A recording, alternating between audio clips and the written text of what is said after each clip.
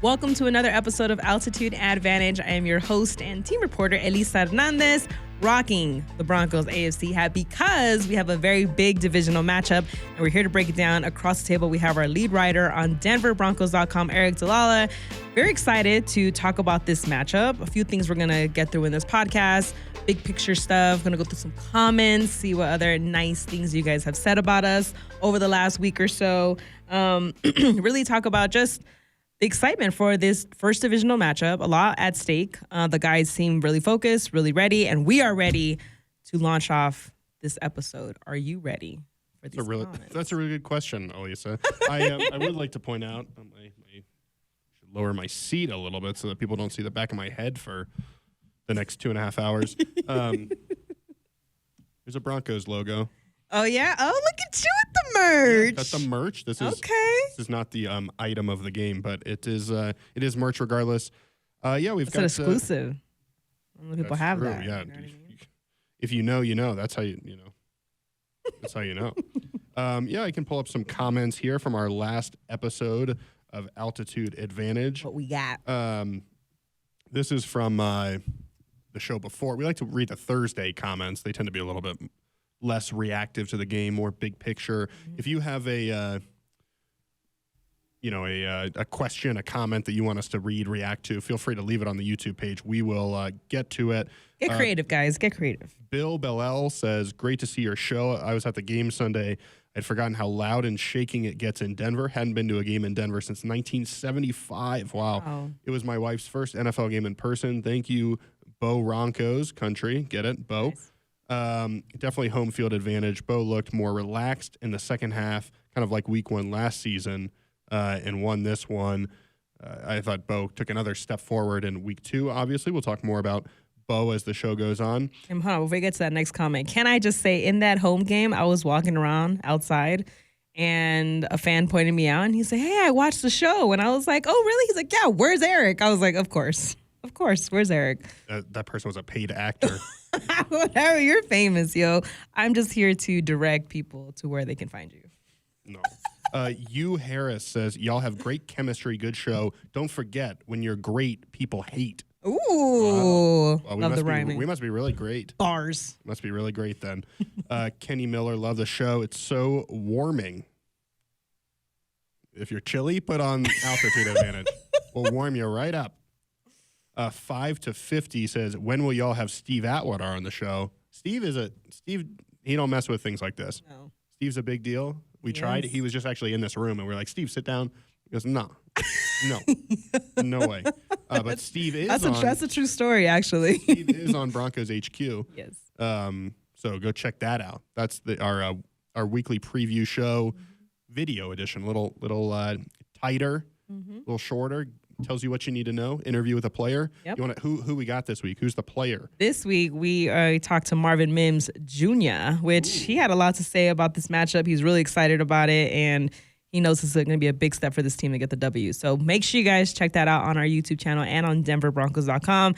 There's a lot of Steve action on there. He breaks stuff down. We like Steve. We love Steve.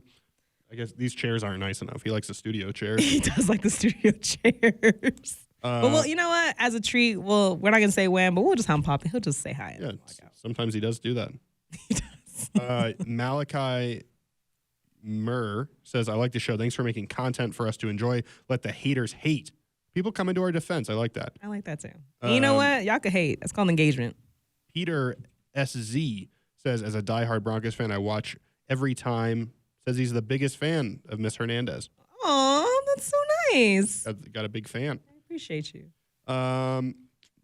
Dominique Jaramillo, old friend of the show, says, good morning, Erica and homegirl. Let's go Dodgers. Kind of saved himself there at the end. Yeah. Erica, don't love it. Not nice necessarily. Those are the comments. Those are great. That was not the worst showing, not the best showing. I mean, they came to our defense. I think that's pretty true. strong. If you've got a comment, if you've got a question, if you want us to weigh in on life, if you want us to offer you some, I've got advice. I don't just have, there's football knowledge up here, but I got advice for you if you need it. So give us your questions. We'll read them. We'll react. Mm-hmm. This is an interactive show. So it is. Well, my first question to you, as we Tell get me. ready for this preview show. And you're in my shot. You're always in my shot. And for those listening on and not watching on YouTube, make sure you guys go watch on YouTube. I'll say this. The back of my head looked really good there. People want to see it one more time? Oh, dang, it changed. That's a bummer. It changed. See how the universe works? All right, so we're going to look at the big picture of this matchup because all time, the Broncos lead this series with the Chargers. And I think with this matchup, it's really key because the Chargers are coming in 2-0. They just defeated the Chiefs in Brazil. They defeated the Raiders on the road in Vegas. And now this is their home opener.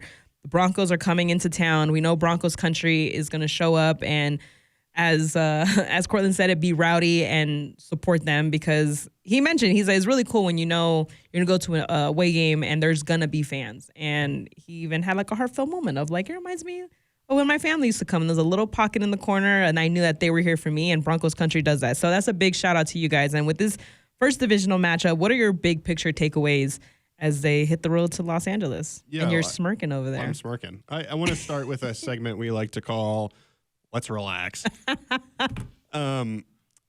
Listen, I came into this studio on Monday afternoon, Monday morning. I don't know when it was. And I think we were both like, it was a tough loss, right? And I think Sean Payton said after the game, there's a bitter taste in everybody's mouth. Yeah.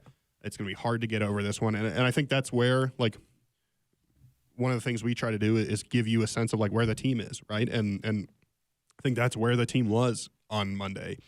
Now, a couple days removed, I just want to provide some, like, big picture thoughts, comments on, like, where the team is. Because, yes, it is true that you look back at Sunday's loss to the Colts, and it still feels like one that got away and one that you should have won, and then you had several opportunities to win, and it slipped away. And I mentioned on Monday, like, you really hope it's not one late in the year that you're like, ugh, if we had just gotten this one, it could have changed a lot of stuff, right?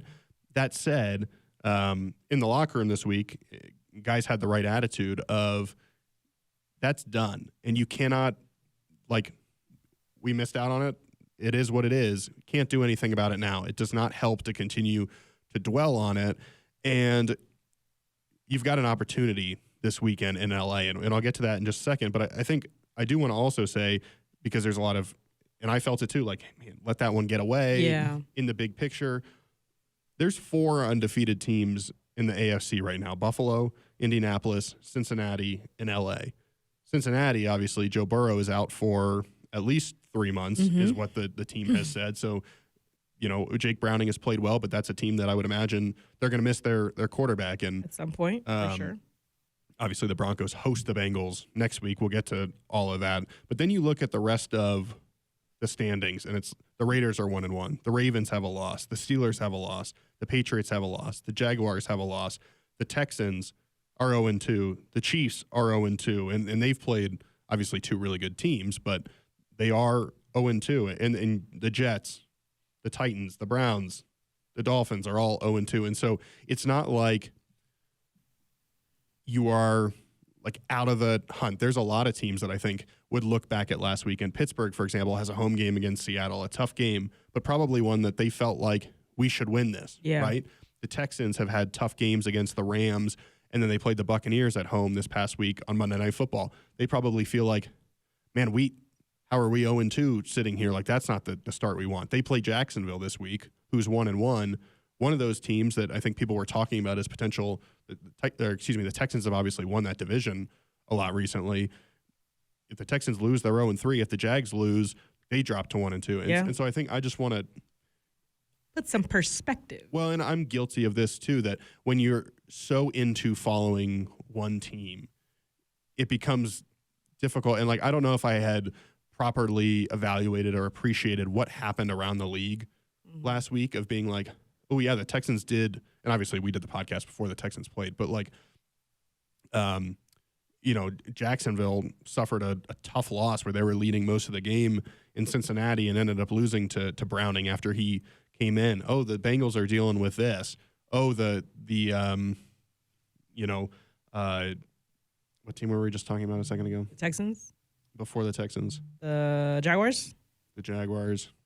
Rewind the tape. Rewind the tape. Gosh, I'm like so into it that the Ravens. This is good. This is good podcast. Oh, the Steelers. Sorry. Oh, the Steelers. They're like a team that had a chance to go to 2-0. A lot of these teams are kind of right in the same boat you are at 1-1.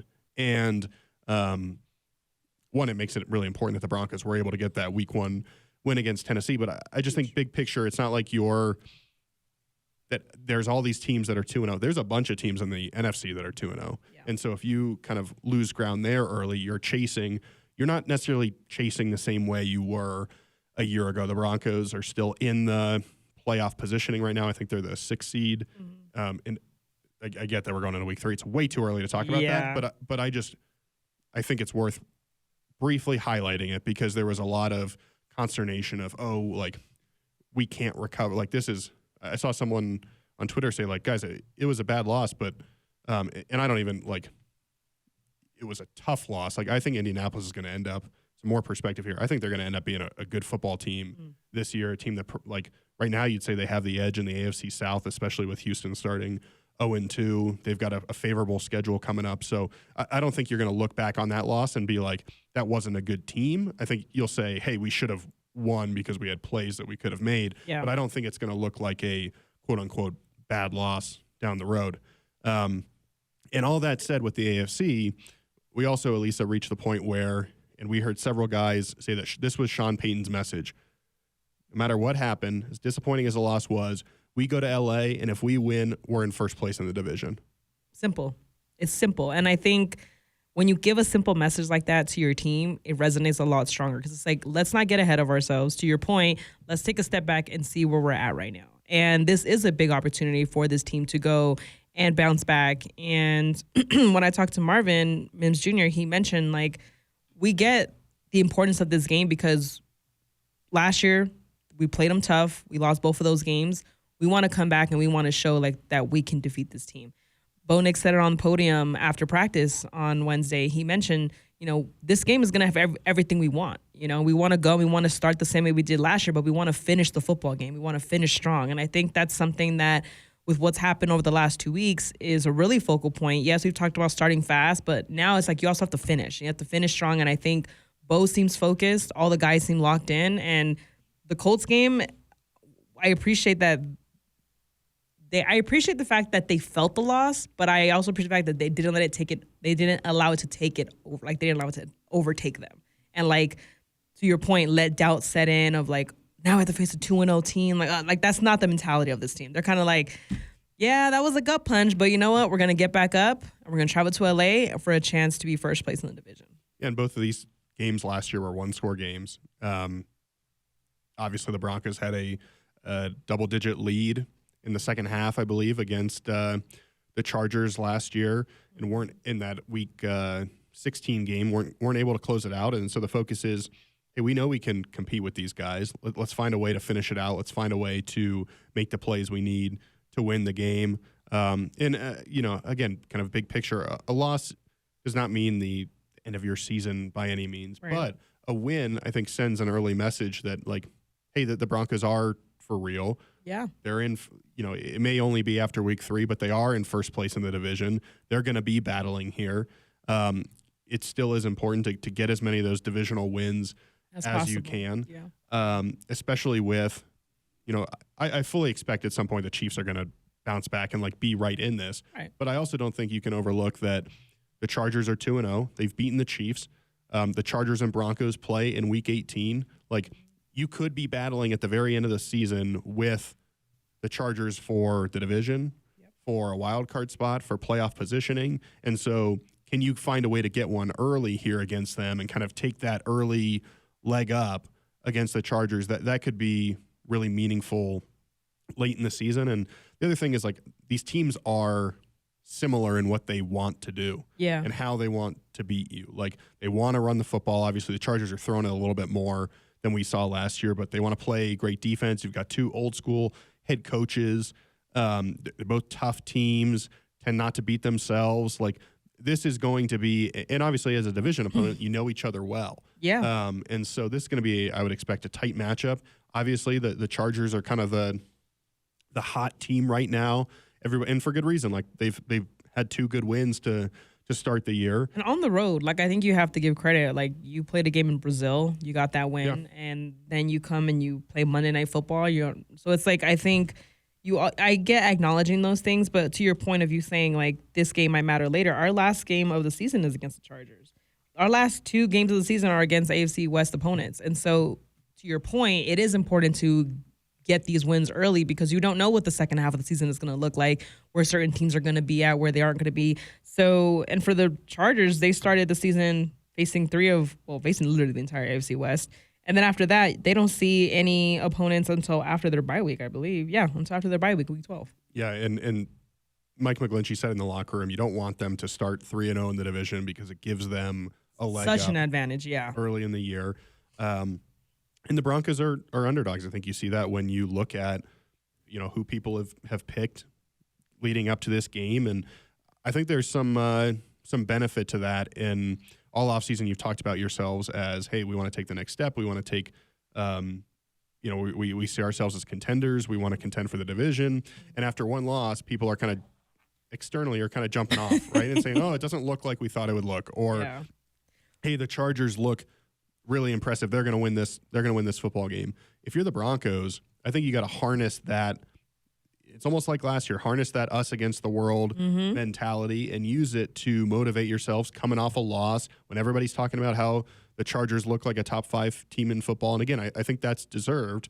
But if you're the Broncos, use that to motivate you to go in there and get a win because certainly that can be powerful, that motivation, that drive. Yeah. As we get going here and look to really a big game that it's not going to define the season, but can kind of shape how things are going. And there's a benefit to not chasing, right? Last year we saw the Broncos had to chase in the division. You can get this win and you're kind of like, you're right there with the Chargers and the Chiefs. You keep the Chiefs behind you. I think that matters as you try to get rolling here. Yeah. I think back to training camp when defensive coordinator Vance Joseph said, like, I don't mind a little adversity. I don't mind, us having to overcome certain obstacles, especially ones that you feel like really just kind of take the wind out of you, because that's what's going to get you through that second leg of the season, what's going to push you through playoffs. And that's something that the guys talked about after playoffs, just how different of a mentality and physicality that those games were. Well, you get that by kind of those growing pains of the season and having to bounce back quick, knowing that you can't lose this game, playing with that, like, back against the wall. Not that I'm saying they have that right now, but I'm saying like sometimes that is good motivation enough to be like, we have to treat this like we can't lose. And it's funny because they asked the media asked Alex Singleton after practice, is this a must-win game? And he kind of smirked and he's like, well, every game is a must-win game. And I thought that was it was funny because that is how they view the season. They want to win every game.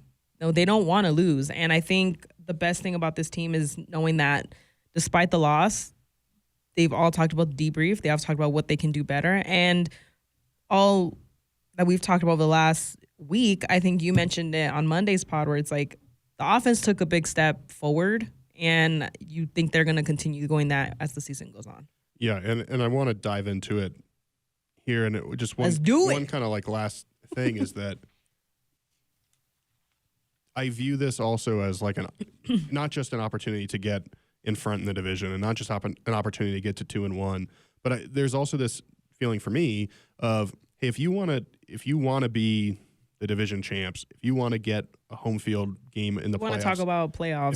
If you want to not just make the postseason, but like be a serious contender to some degree, like these are the types of teams you're going to have to beat, right? And so you can look at the schedule and say, oh, well, they don't necessarily have to win this game to make the playoffs, or they'll still be okay for the postseason regardless. And to be clear, I agree with that. Like you can still, I think find wins on the schedule. I don't necessarily like going on the road to play a division opponent is always going to be a tough ask. Yeah. But that said, like when you look at the schedule and you look at some games like at the Chargers, and Cincinnati's a little different now without Burrow, but still could be a tough test with the weapons they have. But at Philly, right, or against the Chiefs or against the Packers, like at the Commanders, these are the types of games that, like, if you want to show that you are a contender, like you got to go out there and win some of those games. I'm not saying you have to win every single one of them, but you've got to be in those games. You've got to win some of them, and you've got to show that, like, hey, we can go toe-to-toe and close it out. Because I think last year the Broncos showed, whether it was in Kansas City, a team that made the Super Bowl, like, we can go toe-to-toe with these guys. Cincinnati, that game. Cincinnati, a good team.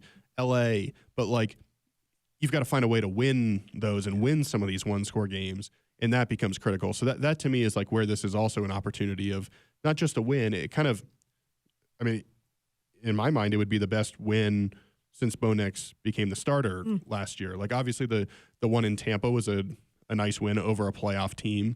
But otherwise, like, the Broncos, they were in a lot of those games against playoff-type teams. Yeah. But they couldn't quite win them, and they convincingly beat other teams and got to the playoffs. But, like, this would be one where you're like, this is a top-tier team, and you found a way to go in and get a win. So I think it's worth more than just the first place in the division, the second win. I think it would also signify, like, hey, the Broncos are not only ready to be in these games, they're ready to win them. Yeah, I think that's why I took Bo Nix's comment to heart when he said, like, we want to go, we want to play exactly how we did last year, but we want to finish. We need to finish the football game. And I think he was very adamant of just ending strong and kind of making, not necessarily a statement, but just like, we know what we can do. We know the kind of games we've played.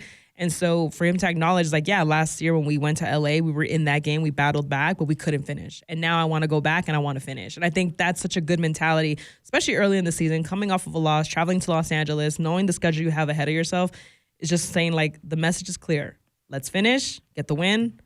We're first place in the division. And Sean Payton mentioned it this week. You can't yo-yo in this league and expect, like, success. Right. Yeah. And you can't if you're the Broncos, like, you've just got to find a way to close these, right? Because that's what is the difference, I think, between being a playoff team and being a true contender is, hey, can we close some of these games against really good teams? I would say, and want to get into the offense and Bo and all that, there is this really good advantage that Sean Payton brings to his teams where, as the season goes along, they get better. And we've talked before about his record in October. Yeah. This feels like one of those opportunities where, okay, you've got a couple of games out of the way.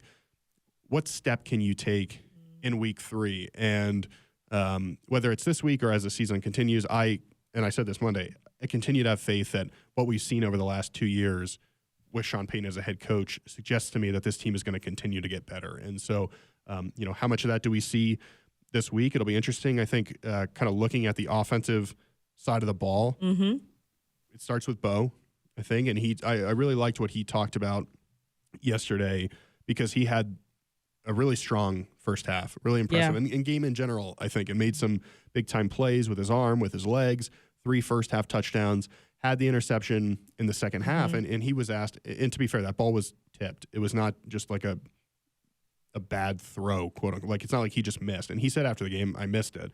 But it was tipped. It was altered. And so I think you cut Bo a little slack there. But that said, he was asked, hey, do you just take the safe play?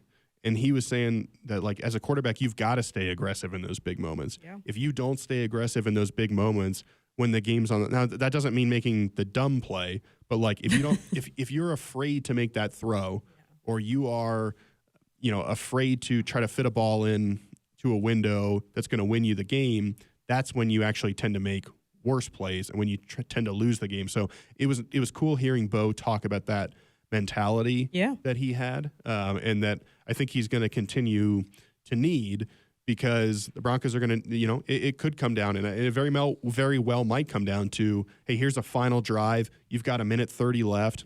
Chargers are up 3. I don't know, like 2. Yeah. Maybe a field goal wins it. I don't know. But like, I could very easily see this being a game where you need a big time drive from Bo, and in those moments, you want your quarterback poised and prepared to rise to the occasion and not shrink from it. And certainly nothing I saw from Bo indicates, and nothing I've seen from Bo during his career indicates he'd shrink from that. Like the Cincinnati game last year is a terrific example. Yeah. there is a question, I think, of, hey, this Chargers defense, what they want to do is keep everything in front of them. And we saw that against the Raiders. They don't want to give you big plays.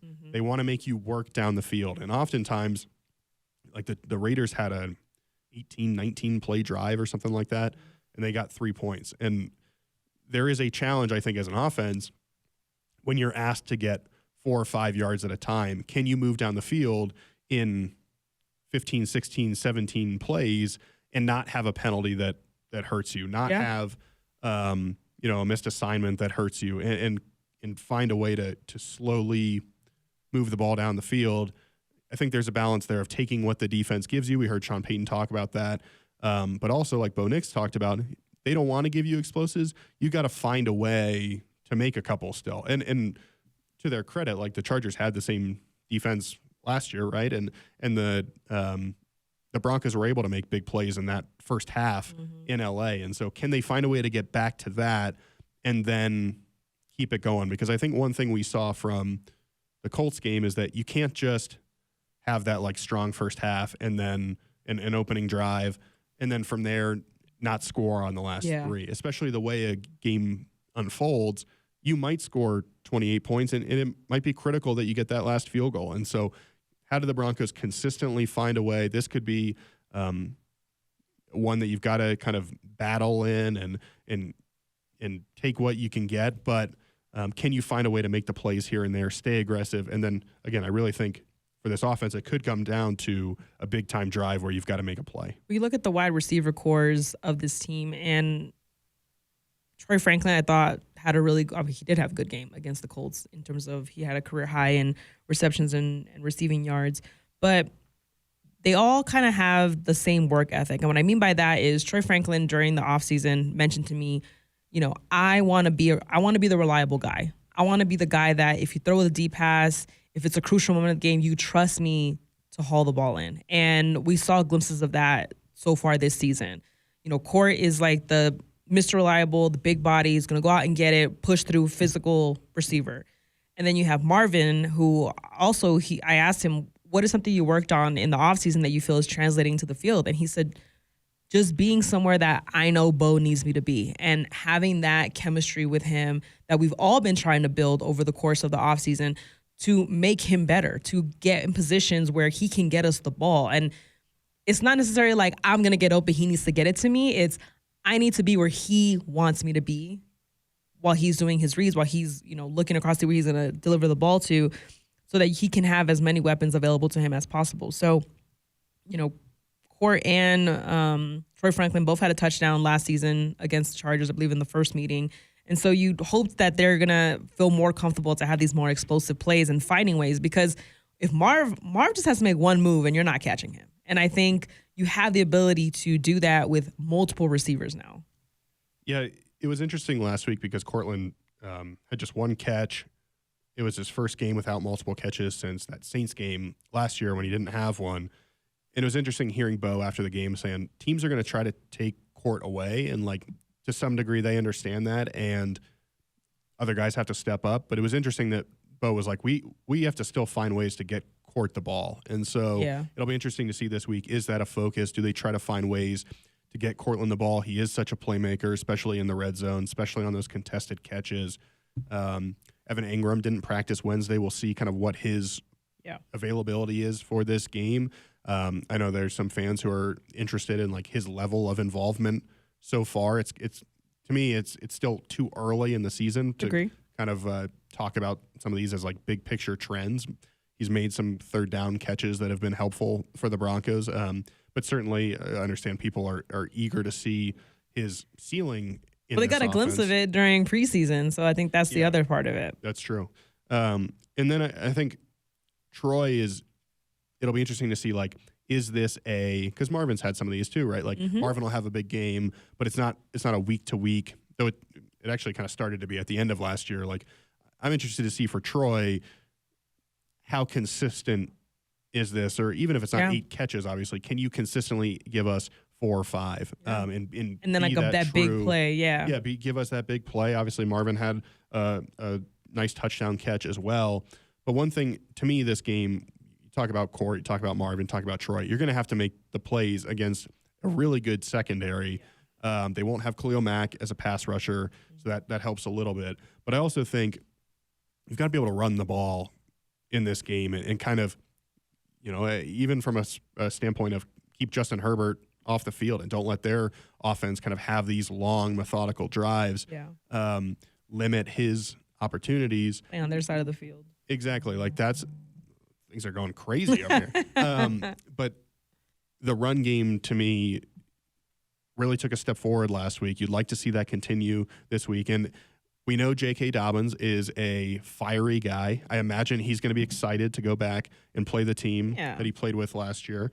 And he's kind of given this run game a spark, I think, from what we saw a year ago. Obviously, Harvey had the big run against the Titans, but Dobbins, just from a consistency standpoint, like kind of leaned on the Colts a little bit and was getting some good carries there, opened it really well early, but then like late in the game and I know it kind of got impacted by that 5-yard penalty, but the fact that he broke through and had that run is a good sign for how the Broncos can continue to have this run game work. So, I kind of view it as like last week the Broncos obviously came out and it seemed like there were some opportunities for them to attack down the field based on the Colts' health in the secondary. I'll be interested to see this week. Like, do you see that same approach, or because the Chargers try to keep everything in front of you, is it important? Like, does the run game get going a little bit more and then set up that play action to take an occasional deep shot down the field? But to me,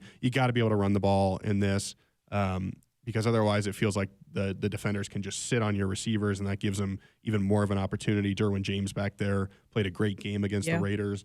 He's still really good. And then you've got all sorts of guys back there, whether it's, still like there's a number of playmakers in this Jesse Minter defense that can get you. So got to be sharp, got to take advantage of your opportunities.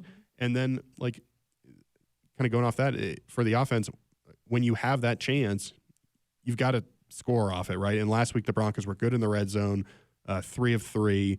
But if you've got a chance to add a field goal or keep a drive going on 3rd and short, like you got to find a way to do that, because this is one of the better teams you'll probably play all year based on how they look in the early part of the season. So offensively, you got to be ready to go. You mentioned a lot of things that I want to touch on. One, the importance of running the ball, because the Chargers defense, if you watch that game on Monday night, it's like they could just read everything that Geno Smith was throwing at them. Like they were there before the ball even got there.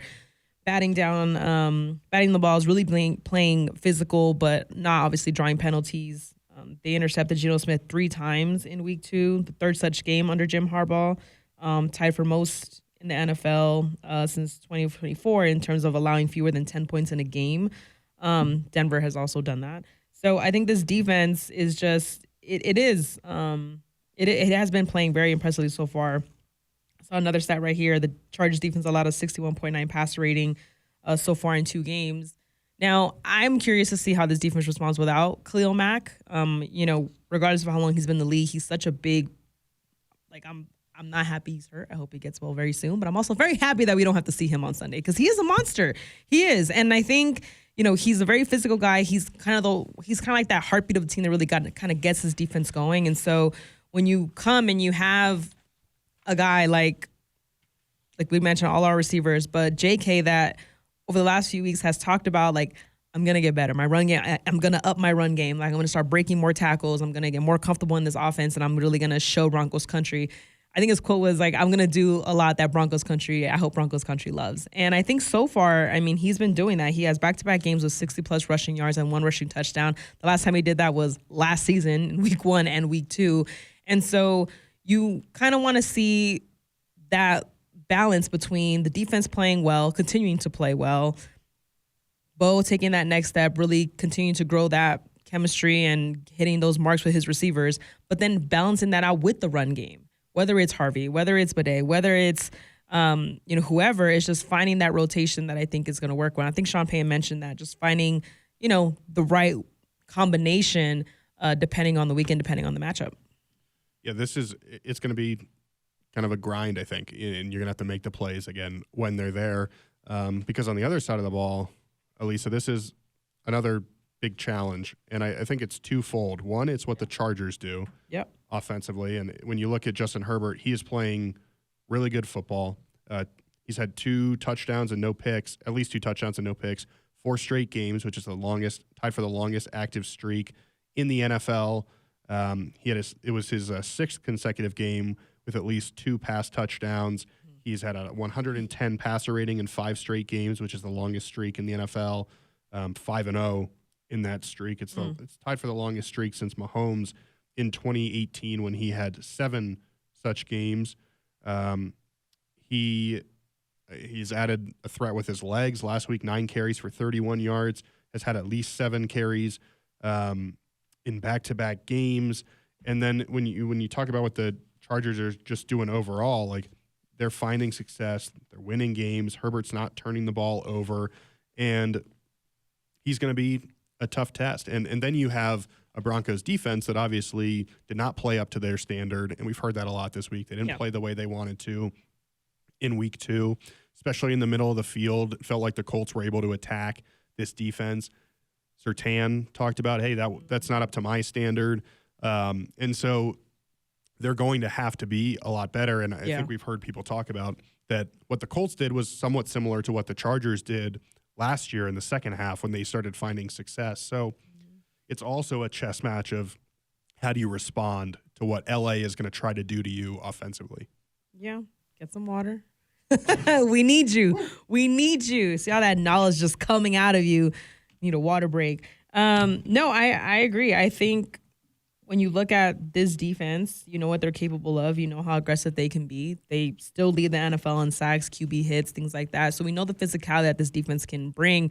And, you know, they talked about being encouraged of how they've been playing in the red zone. And they've only given up 2 touchdowns so far this season against, I mean, yeah, you're playing a rookie in week 1, but, you know, Daniel Jones has been dealing over the last 2 weeks. And so being able to have no touchdowns in week 1, limit that team to only 2 touchdowns, and like hold teams to field goals, I think is huge. And you had even mentioned some 4th down key stops too that don't necessarily jump off of the stats page to the average fan, especially when you're upset about a loss. But those kind of stops matter, especially when you're going against a team like this that's going to try to go for it on 4th down, try to get you on a play, catch you slipping, to run something to kind of get those extra yards.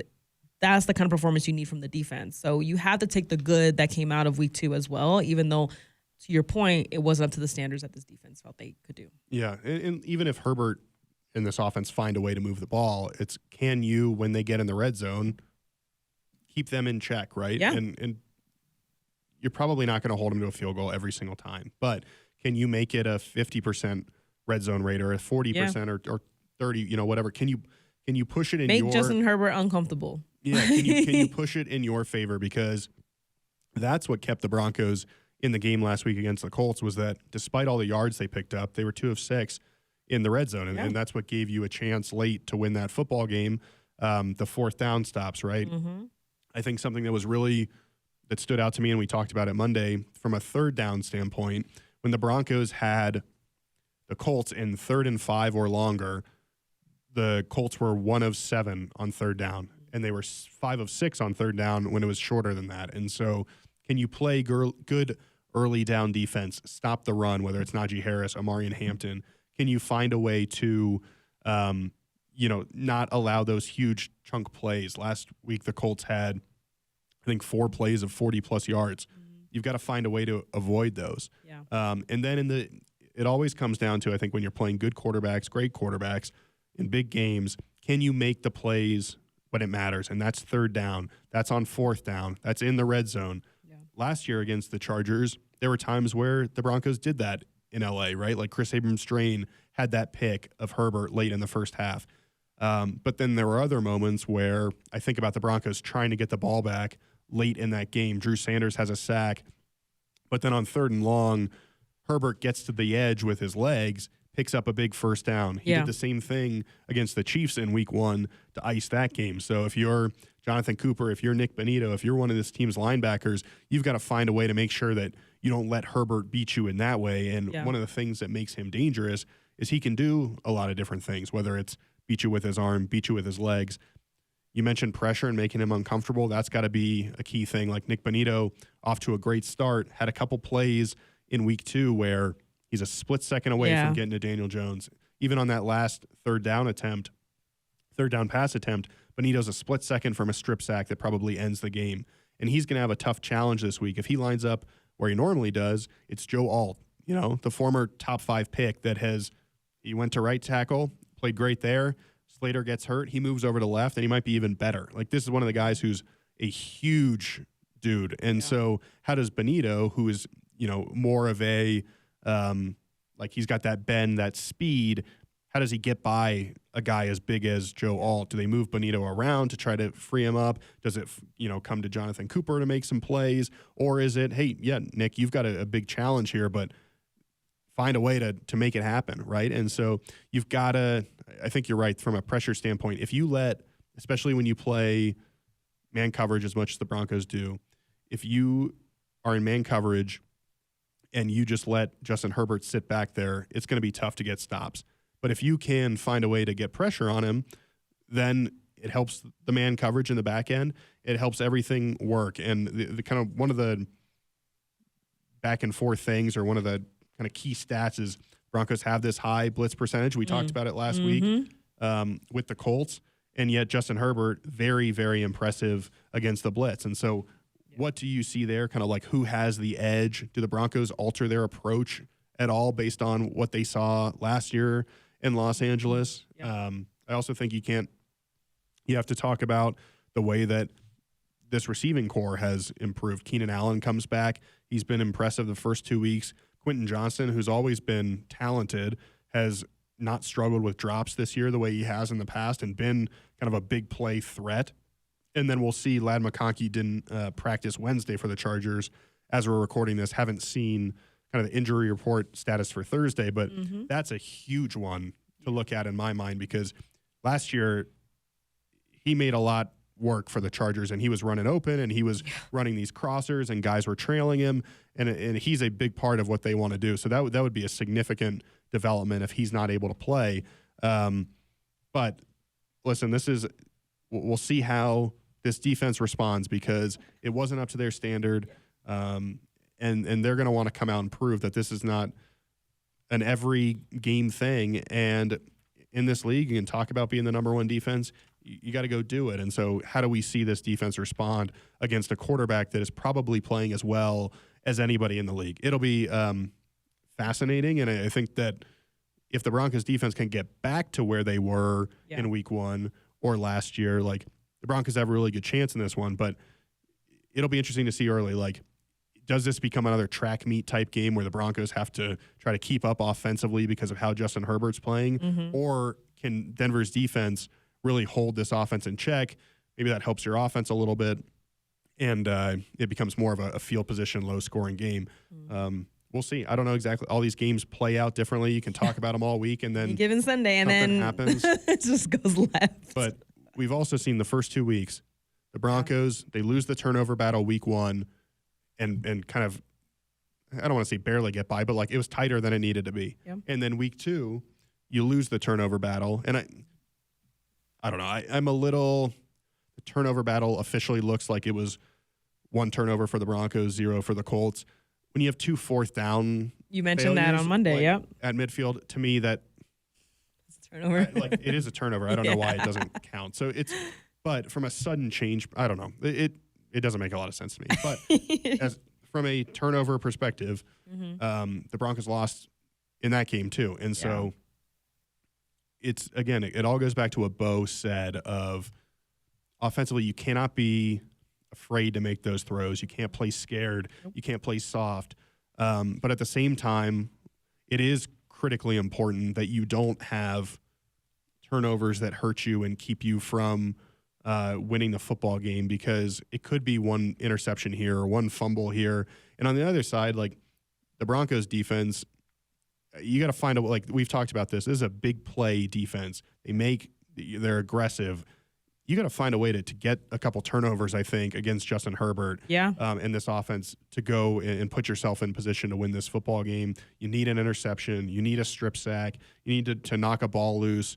Those are the things that will help you especially on the road against a good team, put yourself in position to win the game. Now it's just tough because they don't lose the turnover battle very much, and so you've got to make something happen that pushes the game in your favor. It'll be interesting to see if they can do that. The Chargers were held to just 20 points in week 2. They only scored 27 in week 1. Chargers have always played the Broncos very well, and you kind of look at how this defense can potentially just hold them. Just one touchdown, make that one a field goal. It's like those little battles here and there, and it's going to be a very interesting matchup. I just think overall, I think playing the Chargers at this point is going to be a good way to measure how this team, Sean Payton has mentioned how the first 4 weeks are kind of something like the growing pains, for lack of a better phrase, of what you're going to do for the rest of the season. And the adjustments he can make have proven to be impressive based on the records that you mentioned about him being so well in October. So this divisional matchup it's a fun one. This is why we love the game, because of matchups like this, because you have like the quote unquote, like you said, the underdog of the Broncos, and now you have the Chargers playing well, and what can they do, and how can they attack Justin Herbert? Can they put pressure on him? Can they sack him? Can they make him uncomfortable? Can they take him out of his game? Can they play on their side of the field? And so I think that's the fun part of these kind of matchups. And I know last week we did a little guy, like we had Dark Horse on Broncos HQ. Well. Yeah, a guy that had to play well. So I want to do that this week. And you picked Surtain, and I kind of gave you a hard time. You did. Look at that. You're right. Uh-huh. Oh, I like when you say that. I want to say one thing about Pat. And credit to Pat for, he owned it. Yeah, after the game. He owned it again on Wednesday. Mm-hmm. But the line of questioning was like Pat gave up 200 yards. And it was like he gave up 60 yards, guys. Like it wasn't up to his standard, but it was not like this all-time bad performance. Yeah. It was like everybody take it. This was not This should have been your relaxed segment. Well, yeah. I kind of was looking around, like we've asked him the same question 5 times now, and it was not up to his standard, but it also wasn't like this was the worst performance we've seen in our lifetime. The outrage was maybe a little much from the media contingent. So. All right, so to say that about Pat. I'm kicking it off to you because I was first last time. So, who is we need? Oh, that's what you guys do in the comments. What should be the name of this segment? Yeah. Calling on you, Broncos I country. said Bo last week. You did say Bo last week. Well, but you did. Yeah, the late interception is tough. I will say Nick Bonito. Going defense. And the other option there, were you going to go defense? Potentially. I'm a defensive girl. My other option was just kind of like the inside linebacking core in general of probably need to see improved play there. But Nick Bonito, this is going to be one of the tougher challenges he faces all year with Joe Alt. Can you find a way to get by this behemoth of a human being? And it's like a Mythosaurus. Yeah, big. Means big. Can you find a way to get by him and make plays and have that? Last year we saw it in some of these big games. Nick Bonito made a game-changing play defensively. I think they might need it again against Justin Herbert as well as he's playing. Like, can you get to him and get a strip sack? Can you force him to throw it faster than he wants to and he gets picked off? Like, Bonito has had all these pressures. Like I said, he's off to potentially the best start of his career. Wasn't able to translate it last week to a sack. Can you get the Chargers off the field on a key third down, hold them to a key field goal with a sack? I think you need Nick Bonito. You need, in these big games, your star players to show up and make a big impact. Mm-hmm. Nick Bonito qualifies as that. Need him to find a way to make a big play. Nice. All right. I like that pick. I like the fact that you just kind of focus on the inside linebacker core in general, because that's the area that I was looking at. So I'll go offense. I'm gonna go J.K. Dobbins. That's gonna be who I think needs to have a big game, mostly from the fact of you've seen these spurts of like the run game going very well. And so I think when it's late in the game, you have short yardage or you need just that big breakout play, you've seen him kind of find creases to really kind of break through. And so I think him having a good game, him having which he's had over the last 2, I need to see that big play from him, that big long run that just kind of catches the defense slipping and sets Bo up to then connect with Core or Troy, whoever in the end zone. But not necessarily like I need him to rush for like like all these touchdowns, but just move the ball. Help this offense move the ball down the field, especially when you know that this defense wants to play right in front of you. Put the pressure on him. And given that he's played for this team just last season, they asked him, like, is there anything that he's like, look, they do enough film study on their own. Like, this team prepares very, very well. But I know, like, as a running back, they all have those tricks of, like, I know ticks, you know, and I may not say them, but I'm going to use them. And so I think for him to have a big game on Sunday is going to be huge. And I know it's something that he's really taken pride in every single week of saying, like, I need to be better, and then he's better. So, JK, do it again. All right. All right, well, that'll do it for this edition of Altitude Advantage. I'm your host and team reporter, Elisa Hernandez. Across the table, we have our lead writer on DenverBroncos.com who needs a brand new water because I think you're all out. Thirsty. Analysis. Now, too much analysis on the show. As always, you guys can check out Broncos HQ on YouTube and on the website where we break down this matchup in a different capacity with the Hall of Famer, Steve Atwater. So once again, make sure you guys stay tuned for all the latest. We appreciate you guys listening. Leave all those comments, and hopefully we get this win on Sunday.